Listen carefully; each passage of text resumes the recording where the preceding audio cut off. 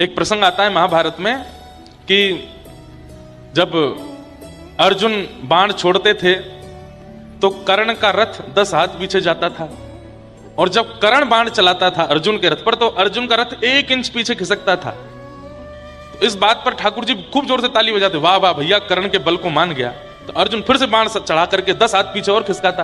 ठाकुर जी कहते हाँ अच्छा है, लेकिन जब कर्ण चलाता फिर 1 इंच पीछे खिसकता तो ठाकुर जी ज्यादा बड़ाई करते। तो अर्जुन कहता मैं 10 हाथ पीछे खिसकाता हूं, आप कुछ नहीं बोलते, वो जरा सा खिसकाता है, आप इतनी बड़ाई करते हो। ठाकुर जी बोले समय आने पर उत्तर देंगे।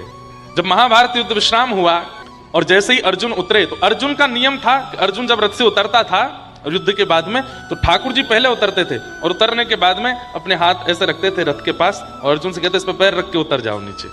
अर्जुन को एक आध बार तो संकोच हुआ, लेकिन फिर उसको भी आदत सी हो गई, वो रोज ठाकुर जी के हाथ पे ऐसे पैर रख के फिर उतरता। लेकिन आज जब महाभारत युद्ध जीत गए पांडव और युद्ध विश्राम हुआ, अर्जुन बड़ा प्रसन्न। ठाकुर जी ने रथ रोका और रथ रोकते ही ठाकुर जी बोले अर्जुन उतरो। बोले आज वो नियम नहीं चलाओगे, आप उतर के हाथ आगे? बोले आज नहीं होगा, आज तुम खुद ही उतरो। अर्जुन जैसे ही उतरा, अर्जुन के उतरने के बाद ठाकुर जी के दूर जाकर खड़े हो जाओ, दूर खड़े हो गए। जैसे ही ठाकुर जी उतरे विस्फोट हुआ और पूरा रथ जल करके नष्ट हो गया। अर्जुन बोला ये क्या हुआ, मैं तो इस रथ को सजाना चाहता था, मैं तो इस रथ को संभाल करके रखता, ये जल क्यों गया, ये विस्फोट कैसा हुआ? ठाकुर जी बोले इतने बड़े बड़े योद्धा कौरव पक्ष के, उन सबके केंद्र बिंदु में केवल तुम्हारा रथ होता था कि इसको तोड़ो, इसको नष्ट करो। अर्जुन यदि मर गया तो महाभारत युद्ध हम जीते ही जाएंगे, लेकिन इन 18 दिनों में एक बाण भी तुम्हारे रथ का बाल बांका नहीं कर पाया, तो इसमें कौन सी बड़ी बात है केशव? अर्जुन बोले। ठाकुर जी बोले बड़ी बात?